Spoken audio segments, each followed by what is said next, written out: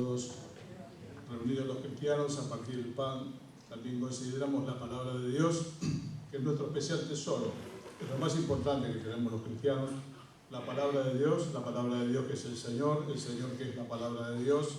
Así que, hermanos, la invitación en esta mañana es a mirar nuestros tesoros, estos tesoros que Dios reservó para los que le aman, los tesoros que están en su palabra, en la cual sostienen nuestra vida. El sostén de nuestra vida es la palabra de Dios. No estamos apoyados en otra cosa, sino sería credulidad. A veces las personas manifiestan creer y creer en todo. Bueno, eso tiene que ver más con la credulidad que otra cosa. Nosotros creemos en algo cierto, por la gracia de Dios, tan cierto como la palabra de Dios, que pasará el cielo y la tierra, dijo el Señor Jesús, pero mi palabra no va a pasar. La flor crece, la hierba se marchita por la tarde, pero la palabra del Dios nuestro permanece para siempre. Y hoy vamos a mirar los cristianos un punto central de nuestra vida, punto central del cristianismo, la columna que sostiene el cristianismo. Todo el cristianismo se sostiene básicamente en una columna. A veces cuando se hacen reformas en los edificios, los ingenieros, los arquitectos, tal vez piensan en una ampliación y de repente dicen, mire, esa columna no se puede tocar, esa columna es de soporte, si sacan esa columna, bueno, todo el edificio se viene abajo.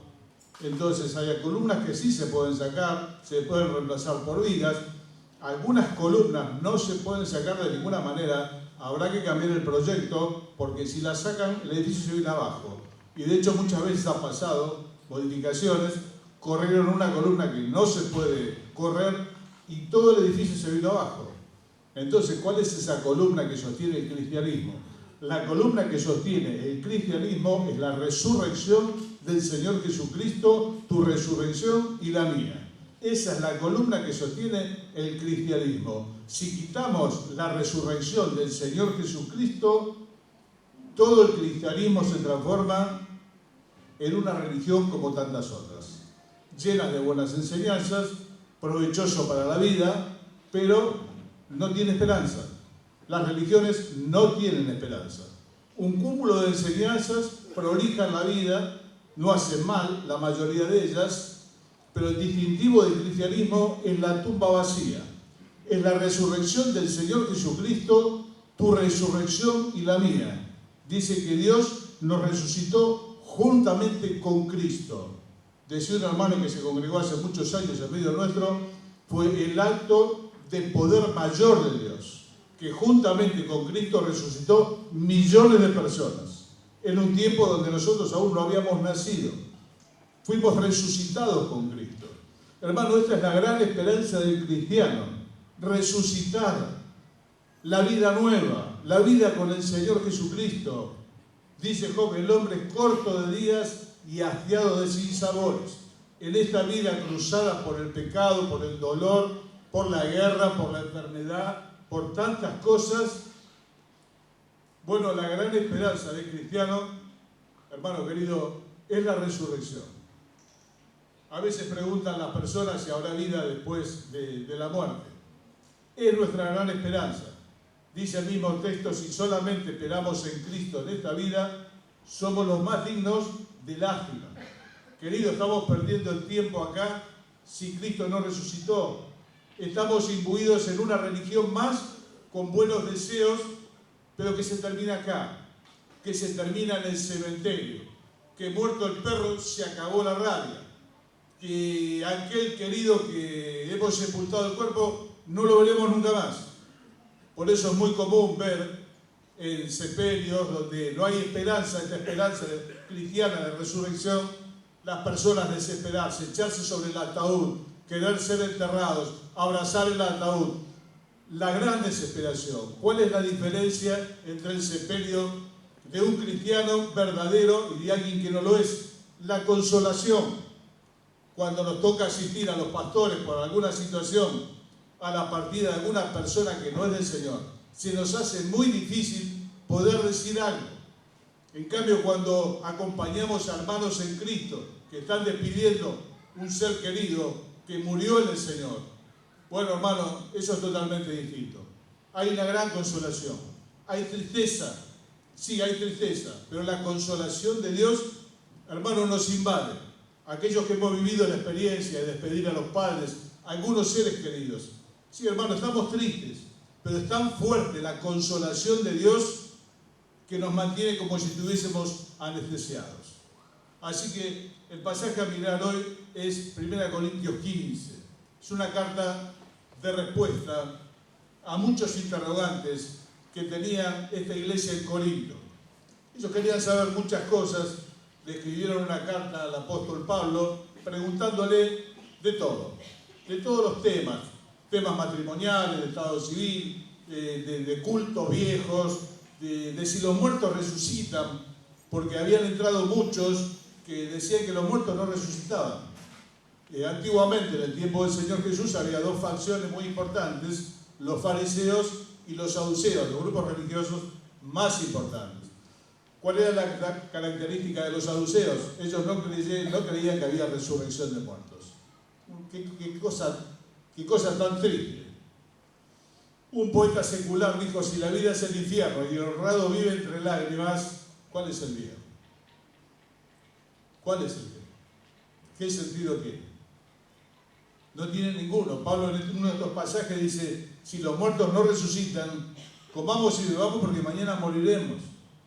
Cuando perdemos la visión de la resurrección de Cristo y nuestra propia resurrección, hermano, nuestra vida se torna temporal.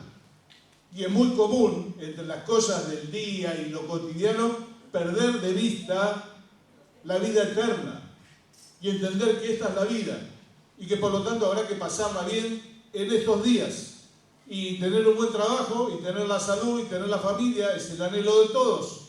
Pero querido, vamos por mucho más.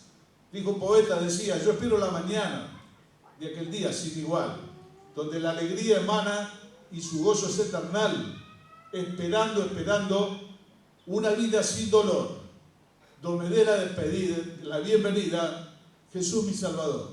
Fue la gran esperanza del primer siglo, del segundo siglo, donde enfrentaban la persecución, la muerte en el circo romano, tantas cosas más. Porque en ellos había una esperanza que trascendía el presente.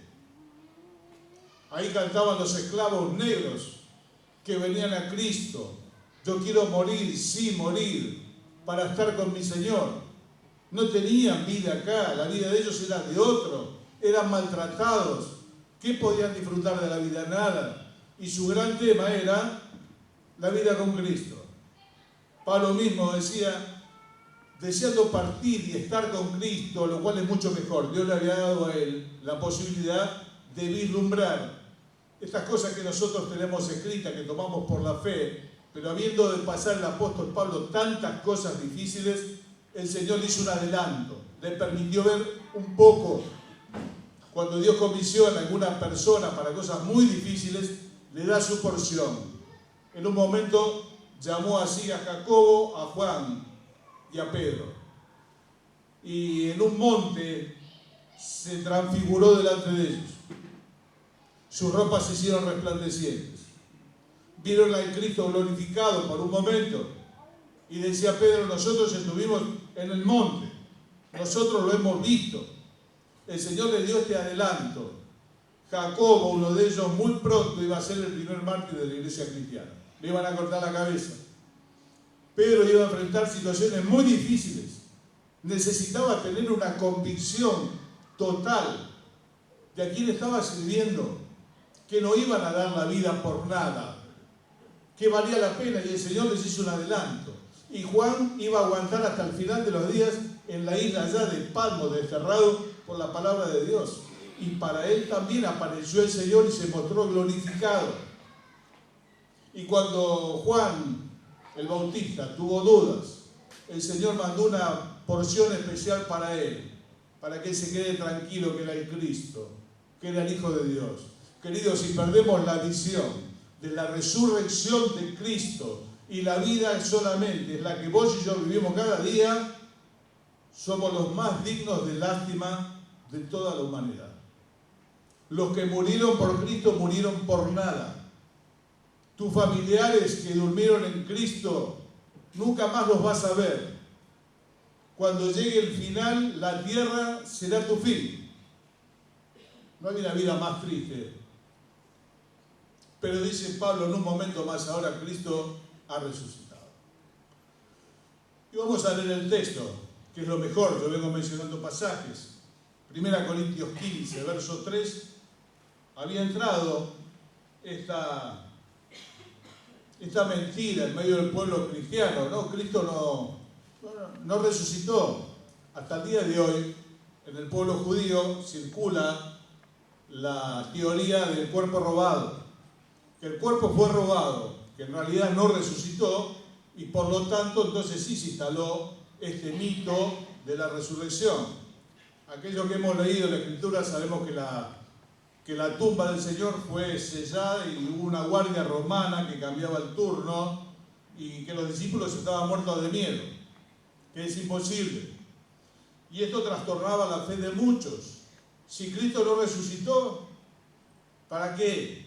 Ya muchos habían muerto, muchos de ellos por nada. Los que murieron en Cristo se perdieron. Entonces Dios envía todo un capítulo para hablar de la resurrección de Cristo y la resurrección nuestra. Hermanos, vamos a resucitar. Nos vamos a levantar alguna vez, cuando el Señor venga, del polvo de la muerte, el cuerpo. Un cuerpo distinto, un cuerpo como el del Señor. Hermanos, yo espero la mañana. No tendría sentido, cuando yo no conocía al Señor no entendía la vida. Y no entendiendo la vida, con 21 años me moría todos los días, porque la vida no se entiende sin Cristo. La vida no se entiende sin resurrección de muertos. Es una utopía, es una locura de alguien que no sabe lo que hace. Es tener la mitad del mapa del tesoro. Entonces vemos una niña que baja, vemos una niña que sube, una niña que sigue, pero no lo entendemos, hermano, la vida no se entiende. Hasta que Dios le pone la otra mitad, el mapa del tesoro, que incluye la resurrección y incluye el cielo, entonces la vida se llena de sentido. La vida sin Cristo no tiene sentido. La vida sin resurrección de muertos no tiene sentido. Es una locura que jamás debiera haber sido hecha. Ríos de sangre, océanos de sangre por la guerra, tantas cosas. La vida es el infierno, dijo este poeta. Versículo 3 de 1 Corintios 15, el apóstol Pablo enfatiza esto de parte de Dios, porque la fe se trastorna, la fe de los cristianos. Porque primeramente os he enseñado, dice el apóstol Pablo en el verso 3, lo que asimismo recibí del Señor, que Cristo murió por nuestros pecados conforme a las Escrituras, que fue sepultado y que resucitó al tercer día conforme a las Escrituras. ¿Qué significa esto? Que el Señor Jesucristo en su vida cumplió todas las profecías del Antiguo Testamento que hablaban de Él. Todas las profecías que hablaban de Él se cumplieron en Cristo. Tengo sed, horadaron mis manos y mis pies.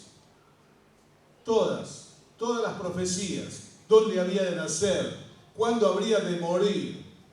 Allí está profetizado en el libro de Daniel cuándo iba a ser el tiempo. Iba a ser entre las 2 tardes. Iba a ser en medio de delincuentes. En todas aquellas cosas, querido, que vos y yo sabemos. Todas esas profecías se cumplieron exactamente en la persona del Señor Jesucristo.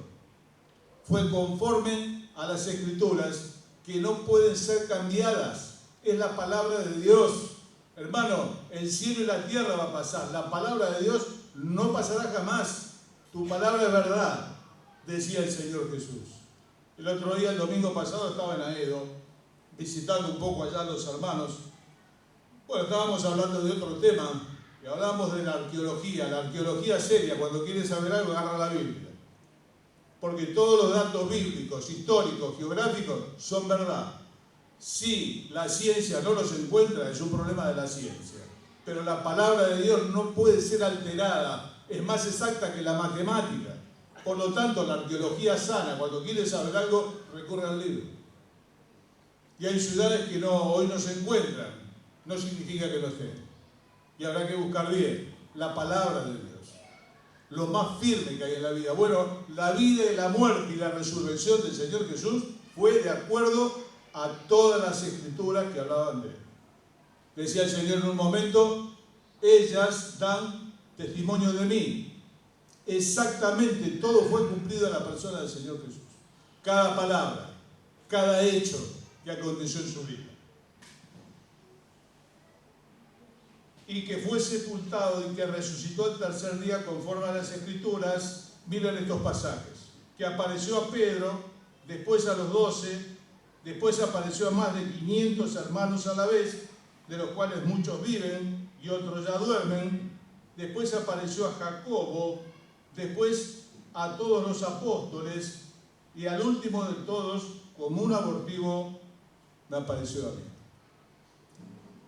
Queridos, hay más testigos de la resurrección del Señor Jesucristo que de la vida de Julio César.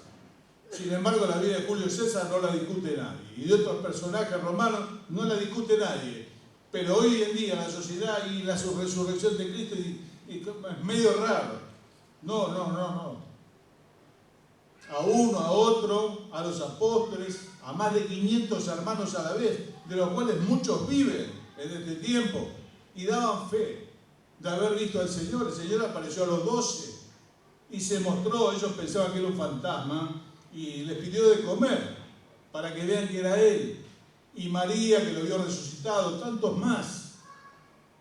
Y al último de todos, dice Pablo, como un abortivo me apareció a mí, porque para Pablo el Señor resucitado apareció en el desierto. Y querido, humildemente, muy humildemente, al final de toda la lista, apareció a vos y apareció a mí. Yo no soy testigo ocular de la resurrección del Señor. Para ser apóstol había que ser testigo ocular de la resurrección del Señor. Yo soy testigo espiritual de la resurrección de Cristo, porque nada en el mundo podría haber hecho en la vida tuya y mía lo que hizo la resurrección de Cristo, el poder de su resurrección. Que siendo tan pobres como somos, tan limitados como somos, para algunos hayan pasado tantos años, y sigamos adelante, y sigamos buscando, y cayendo, y levantándonos, nos atrae, nos lleva una fuerza superior, que produjo cambios en nuestra vida, que produjo cambios en nuestra mente, primeramente, por eso cambia la vida, que nos hizo amar cosas que no estimábamos, que nos hizo aborrecer cosas que amábamos. Dice cosas de las cuales ahora se avergüenzan, dice Pablo. ¿Quién podrá con su presencia, decía un poeta, infundirme bendición? Solo Cristo satisface mi transido corazón. Hermanos, vos y yo somos testigos.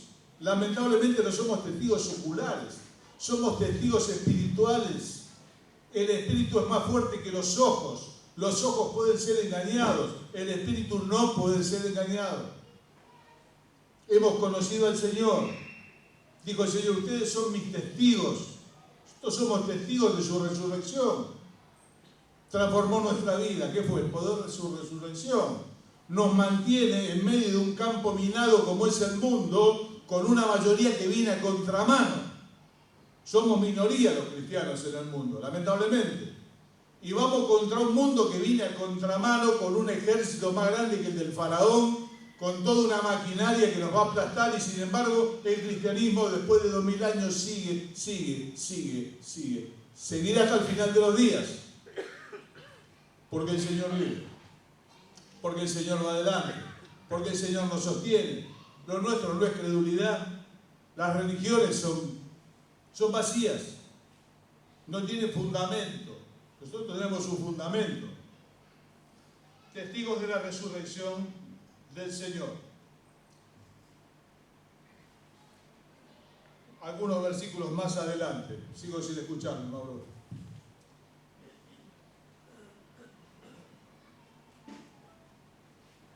Versículo 19. Lo refería al principio hablando. Ahí va. Si en esta vida solamente esperamos en Cristo, somos los más dignos de conmiseración de todos los hombres. Qué lástima. Murieron por nada los que murieron. Vivieron y se esforzaron por nada. Muchos hermanos nuestros que derramaron la vida hasta la muerte, como el Señor Jesucristo, por amor de su nombre. No hay nada. No hay nada. No valió de nada. El amor de la madre quedó tapado con tierra. Ya está. ¿Qué consuelo puede haber? Verso 20 dice: más ahora Cristo ha resucitado. Querido, este capítulo fue escrito y se repite más de una vez para que tengamos la certeza de que nuestra esperanza, nuestro trabajo no es en vano, que hacemos bien en hacer lo que hacemos, que tenemos que seguir haciendo lo que hacemos, que tenemos que seguir esperando al Señor, que nuestra vida tiene sentido porque Él vive. Veo el mañana, dice un poeta, tiene sentido. El Señor vive. Por eso tu vida y la mía tiene sentido en tu esfuerzo, tiene sentido en tus lágrimas, tiene sentido tantas cosas que pasamos, no son en vano. El Señor resucitó, el Señor está en medio nuestro y nosotros somos testigos. Él cambia mi lamento en baile, decía el salmista, cambia en un momento mi tristeza. ¿Quién podrá con su presencia infundirme bendición? Nadie, querido, nadie. Cuando el corazón del cristiano está caído, no lo calman las compras, no lo calman los viajes, no lo cambia nadie. Hoy por la mañana le decía a mi esposa, recordando al pobre Job en su sufrimiento, de qué manera se consoló el corazón de este hombre cuando Dios lo retó. En el capítulo 38 y 39, ya casi al final del libro, un río de llanto, 10 hijos muertos, perdió la salud, perdió los bienes, perdió todo. Se quejó, dijo de todo, pero en un momento Dios le habló. Y cuando Dios le habló, se acomodó. 2 capítulos lo retó, hizo un montón de preguntas que no tienen respuesta. Léelas en tu casa. Capítulo 38, no tiene respuesta. Pero confortó el corazón de él. Y terminó diciendo: y oídas que había oído, ahora mis ojos te ven. Para los cristianos, cuando estamos mal, hermano, lo único que necesitamos es la presencia de Dios que se manifiesta en nuestro corazón. Ni a nuestros ojos. Los ojos engañan, el corazón no se engaña. Cuando María escuchó el María de parte del Señor, dejó de llorar automáticamente, entendió que era el Señor. Del oído al corazón, directamente. Querido, no es en vano. La vida no es temporal. Cristo ha resucitado. Saltamos algunos versos. Por cuanto, verso 21, por cuanto la muerte entró por un hombre, también por un hombre la resurrección de los muertos. Porque así como en Adán todos mueren, también en Cristo todos serán vivificados, pero cada uno en su debido orden. Cristo las primicias, luego los que son de Cristo en su venida. Hay un orden, Cristo las primicias. El primero que resucitó no fue el Señor Jesús. En el Antiguo Testamento hay resurrecciones. Hay 2, una por parte de Elías y una por parte de Eliseo. En el Nuevo Testamento hay resurrecciones. La de Lázaro fue antes que el Señor, la hijita de Jairo fue antes que el Señor, el hijo de la viuda de Naín fue antes que el Señor. Se levantaron de la muerte y se lo entregó a la familia. ¿Y cómo es que el Señor es la primicia? Sí, hermano, el Señor es la primicia porque el Señor es el primero en resucitar para no morir nunca más. Es la experiencia que vamos a vivir vos y yo.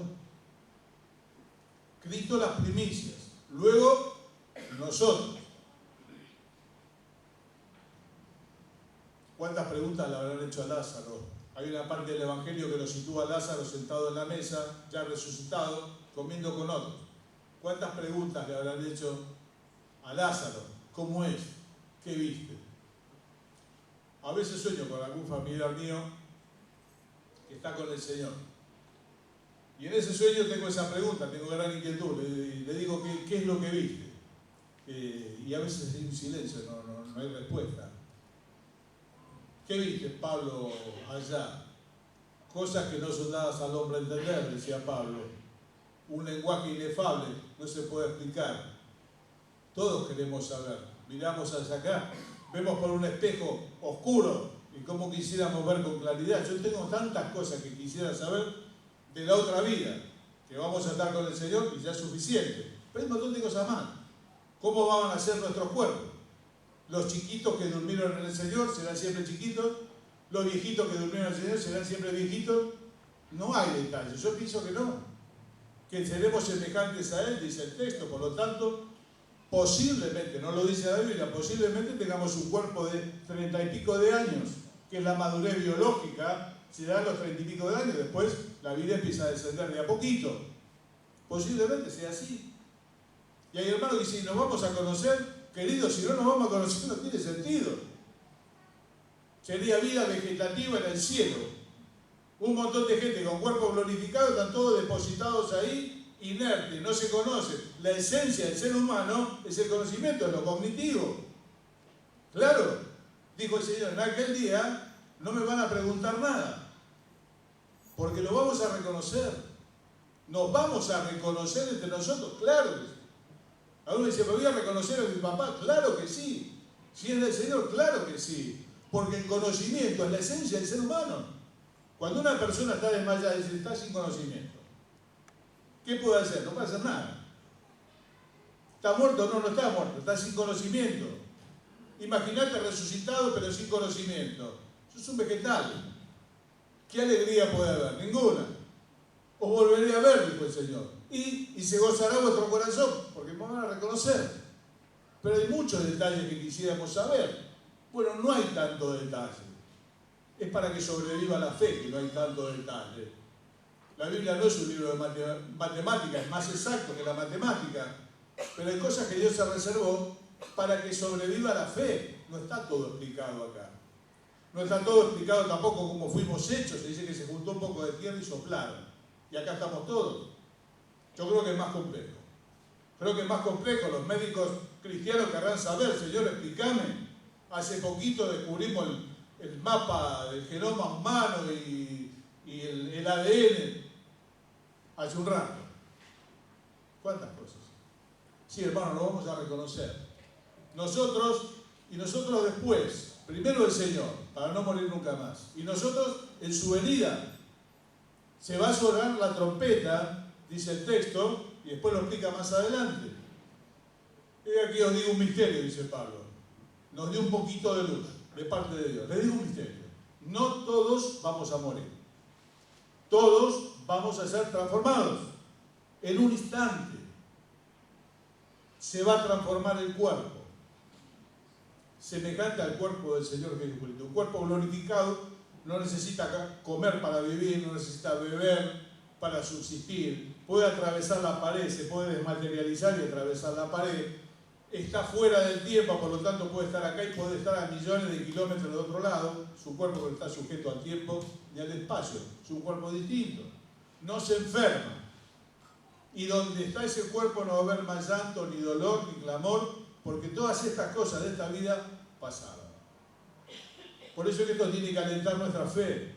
Hermano, a lo mejor perdiste la visión por los problemas. Yo la pierdo por los problemas.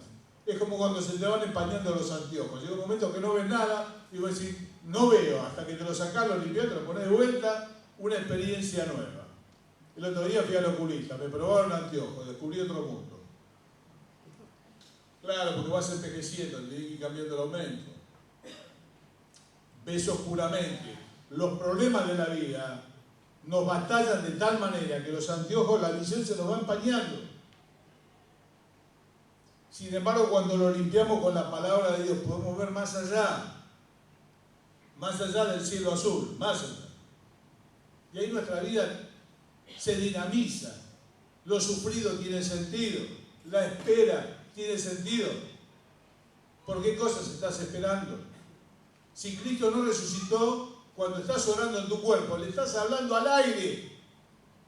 Está muerto. Sos un loco que le habla al aire. ¿Sos un loco que le habla al aire? Busqué a Jehová y él me oyó. Y de todos mis temores me libró. No, no soy un loco que le habla al aire. Vos no sos un loco que le habla al aire. Estás hablando de alguien que está vivo, que te está escuchando. Y cuántas respuestas maravillosas tuvimos de esas oraciones que cualquiera que lo ve dice, este es un loco que le está hablando al aire. Dios ha muerto, dijo Nietzsche. ¿Qué es lo que estás esperando? No, querido, yo no le hablo al aire. Dios conoce la palabra antes que esté en la boca. Igualmente quiere que nosotros la pronunciemos. Cuánta consolación hemos recibido al clamor. Al clamor, hermano. Una cosa es orar, otra cosa es clamar. Clamar. Hace muchos años, Vivió entre nosotros Pedro Blanco. La mayoría de los hermanos no lo conocen, muchos años. Él vivía en la zona de Entre Ríos. Y una vez me decía, no sabés cómo se escucha el clamor de la gente que se está ahogando en el Paraná. Se escucha de lejos. Es un grito desesperado porque se está muriendo. El clamor cristiano es el clamor del alma, que Dios lo escucha. No es la oración que le da gracia por el día. Es el clamor de un corazón que se enciende fuego, que está envuelto en llamas. Como el ciervo brama por las corrientes de las aguas, así clama por ti, oh Dios, el alma mía. Mi alma tiene sed de Dios, del Dios vivo. No me arreglo con otra cosa. No me arregla la buena onda, no me arregla la plata, no me arregla nada. No te arregla nada. Algunos querían ver a Jesús, no los griegos. Queremos ver a Jesús. Hermanos, queremos ver a Jesús. Lo queremos ver con el corazón, los mejores ojos. Y vamos a ser transformados, como dice el texto, y adelantamos ya para ir terminando. Dice el verso 32, si como hombre batallé en Éfeso contra fieras, ¿qué me aprovecha? Si los muertos no resucitan, comamos y bebamos, porque mañana moriremos. No erréis, las malas conversaciones corrompen las buenas costumbres. Se habían empezado a hablar estas cosas, no resucitó, no se equivoquen, no. Tengan cuidado con lo que dicen, puede lastimar la fe de otros. Si como hombre batallé en Éfeso contra fieras, ¿habrá estado en el circo romano, Pablo? No. Pablo en Éfeso tuvo una controversia enorme con un montón de gente que se lo quería comer en un pancho, como dicen los chicos ahora. La estadía de Pablo en Éfeso fue terrible, porque había una chica que adivinaba, se le fue el don de adivinación, los del templo de Diana que hacían templecillos, con eso ganaban plata, se lo querían comer un sándwich. Y Dios lo libró. Si como batallé en Éfeso contra fieras, ¿qué me aprovecha si los muertos no resucitan? Y si los muertos no resucitan, comamos y bebamos, querido. Mañana moriremos. Yo no sé si a vos te pasa. A mí cada tanto cuando los anteojos se me empañan, me pasa. La vida se me torna totalmente temporal. Quiero estar bien ahora y ya. Decía un músico que murió joven, no sé lo que quiero, pero lo quiero ya. Es el síntoma de esta sociedad. Yo quiero estar bien ahora. Pero mirá, después, no hay después. La gente tiene una hora. Hace muchísimos años, cuando yo era chico, el argumento de venta de los vendedores de electrodomésticos es, mire, esta heladera es para toda la vida, este televisor es para toda la vida. Hoy la gente no quiere cosas para toda la vida porque no sabe visitar la semana que viene. Entonces está tratando de pasar a lo mejor que puede ahora. Listo. Pero a veces nos invade ese sentimiento a los cristianos. Quiero disfrutar acá y ahora. Quiero lo mejor del cielo y quiero lo mejor de la tierra, no me lo quiero perder. Hermano, el Señor no nos prometió que necesariamente íbamos a tener lo mejor de la tierra. A muchos se lo comieron los leones, a otros los untaron con brea, hicieron antorchas humanas en el jardín del emperador.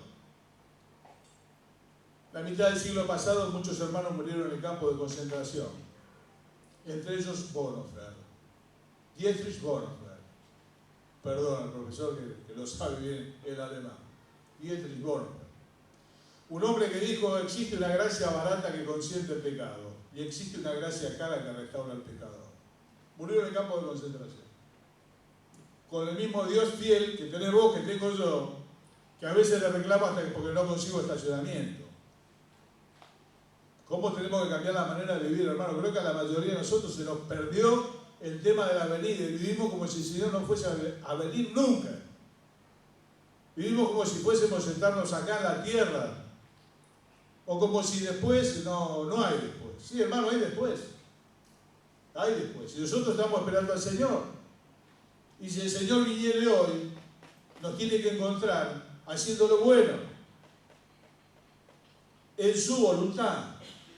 ¿Por qué? Porque el Señor viene. Físicamente el Señor viene. Espiritualmente, hermano, el Señor ya viene. El reino de los cielos ya se acercó. está en vos, está en mí, está acá. Solamente que en un momento el Señor va a venir con todos los que durmieron en Él. Y ahí va a reinar acá. 1000 años, dice la Biblia. Va a reinar el Señor acá. Tiene sentido.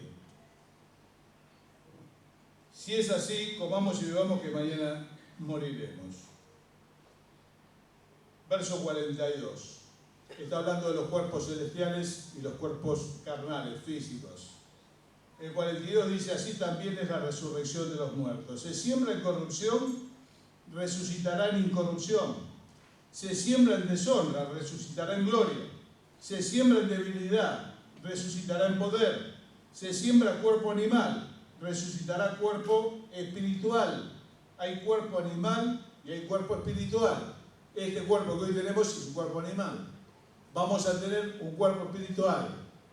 A veces cuando acompañamos los restos de algún hermano del cementerio, pienso dentro mío, lo vamos a sembrar. Lo que se siembra es el grano desnudo. No es la planta lo que se siembra. Es un grano desnudo. El cuerpo. Y de ahí ¿qué va a salir? Va a salir un cuerpo espiritual. A veces cuando veamos algunas ilustraciones de la resurrección, se ven que se abren las tumbas y salen de adentro los hermanos de la iglesia, ¿no? Y salen. No, querido, de algunos hermanos ya no queda ni el polvo de los huesos. Pasaron 2000 años. Cuando el Señor venga con los suyos, lo que van a hacer los que hoy espiritualmente duermen delante del Señor va a ser corporizar. Como los ángeles corporizan. Los ángeles son espíritus, pero en determinadas ocasiones corporizan, se materializan. ¿Qué es lo que va a pasar cuando el Señor venga con aquellos que espiritualmente hoy están durmiendo? Porque el cuerpo ya quedó en la tierra. No es que van a emparchar el cuerpo, se perdió, no queda ni el ADN. No, van a corporizar.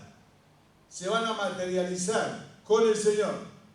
Y nosotros, transformados, si es que vivimos para ese entonces, seremos reunidos juntamente con el Señor y ellos en las nubes. Y así estaremos siempre con el Señor. Esa es la promesa. Termina el verso 57 diciendo, mas gracias sean dadas a Dios, que nos da la victoria por medio de nuestro Señor Jesucristo. Así que, hermanos míos amados, estad firmes y constantes, creciendo en la obra del Señor siempre, sabiendo que vuestro trabajo en el Señor no es en vano. Esta es la conclusión. De todo lo explicado, esta es la conclusión. Así que, hermanos míos amados, estén firmes y constantes. Dos cosas distintas. Estar firme, plantado, y hacerlo todo el tiempo. Querido, vencer no es no bajar los brazos jamás, es volverlos a levantar todas las veces que haga falta. Eso es perseverar, eso es ser constantes. Vos y yo vamos a bajar los brazos, lamentablemente, ojalá no pasase nunca, no vamos a bajar. Grandes hombres de Dios bajaron los brazos, los bajó Elías, los bajó Jeremías, los bajó Juan el Bautista en un momento. ¿Cómo lo vamos a bajar nosotros? Pero el triunfo no es no bajar los brazos, es volverlos a levantar todas las veces hasta que el Señor venga. O nosotros partamos a su presencia. Firmes y constantes, creciendo en la obra del Señor siempre. Hermano, que no se estanque. A veces decimos, bueno, ya estamos hasta acá, nos comparamos con el resto, bueno, che, está mal, no está, más o menos, no. Tenemos que seguir creciendo.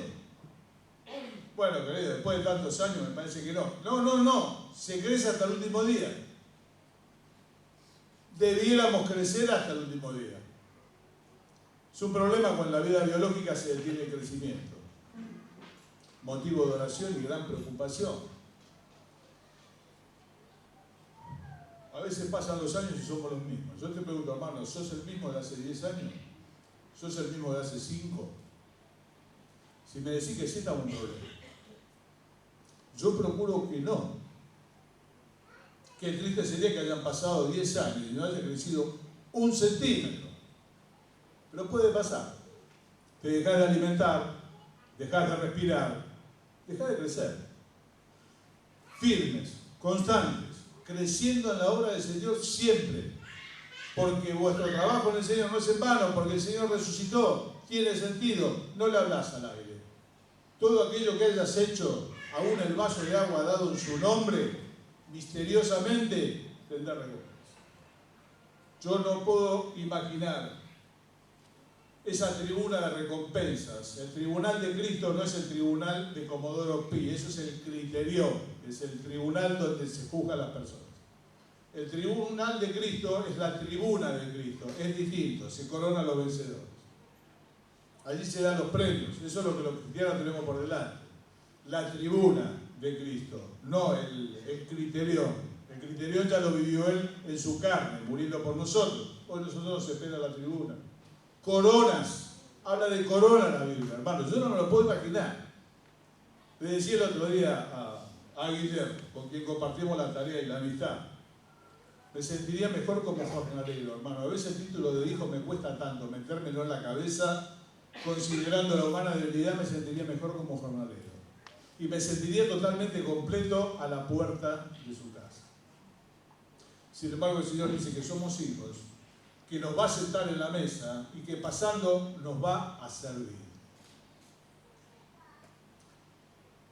Vamos a animarnos, queridos. ¿Se te empañaron los anteojos? Vamos a limpiarlos.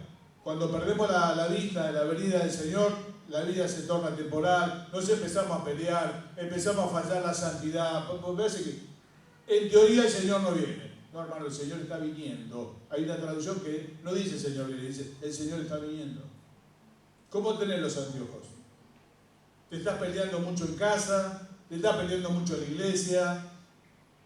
¿La santidad se está resquebrajando? Perdimos la visión de la venida del Señor. Que el Señor viene. Que nos salga haciendo lo bueno, que nos salga haciendo así. Mis queridos, tiene sentido. Comienza el 2020. ¿Cómo vamos a ir? Por la gracia de Dios vamos con fuerzas renovadas. Decía un hermano, Dios me puso en este lugar. Y en este lugar tengo que hacer un pozo grande. Tenemos que renovar las fuerzas en Cristo. Está en medio nuestro y el Señor está viniendo. Está viniendo. Para muchos de nosotros, el encuentro con Él es una cuestión de, tal vez de pocos años. Algunos son jovencitos, y el Señor nos dirá que tendrán 60, 70. Algunos tenemos menos de 20, tal vez para encontrarnos con Él. Entre tanto, disfrutamos su presencia en este lugar. Oramos, hermanos, oramos. Renovemos los anteojos. La otra vez me pusieron lo nuevo, su mundo nuevo, anteojos nuevos, el mundo es el mismo de siempre. Amado Dios y Padre nuestro, en esta mañana queremos rogarte ante todos los perdones, porque los problemas de la vida, Señor, por lo menos a quien te habla, nos nublan la vista y perdemos, Señor, de vista esta palabra tuya, Señor, que es el centro de nuestra fe cristiana. La resurrección del Señor Jesucristo y la nuestra a su debido tiempo. Señor, te rogamos en el nombre del Señor Jesucristo que fortalezcas nuestras manos, nuestras rodillas. Queremos realmente estar firmes y constantes.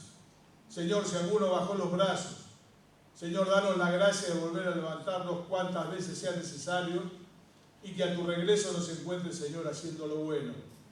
Te damos gracias porque Cristo ha resucitado, porque nuestros queridos que dieron la vida, Señor, por tu nombre, lo han hecho con sentido, lo volveremos a ver.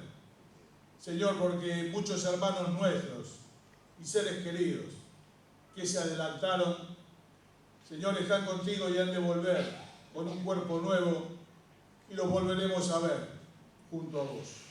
Señor, alimentar nuestro corazón con esta palabra tuya para que se vuelva a llenar de esperanza, para que podamos seguir, Señor, transitando esta vida que realmente es difícil.